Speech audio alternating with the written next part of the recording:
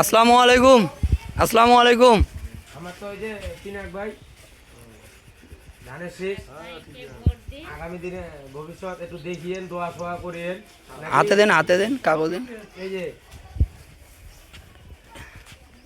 আর 31 দফা দাবি তো জানেন নাকি? ধরো হ্যাঁ, 31 দফা হলো মনে হয় বাড়ির ফ্যামিলির প্রতিটা গার্জিয়ান, মহিলা গার্জিয়ানরে একটা করে ফ্যামিলি কার্ড দিব, আর কৃষকরে কৃষি কার্ড দিব, যে সার বীজ কম দামে পাবেন, প্লাস হলো মনে করেন প্রতি মাসে 2700-2800 টাকা করে ঢুকবে, ঠিক আছে?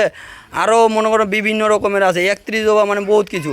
আমরা ছেলেমেয়েরা বিদেশে লেখাপড়া করতেছে, মানে বিদেশ থেকে মনে করেন কিবা নিয়ে আসবে, মাস্টার নিয়ে আসে, মানে বাংলাদেশে লেখাপড়া করে ওই ডিগ্রিটা আপনার বাংলাদেশে পাবেন, ঠিক আছে?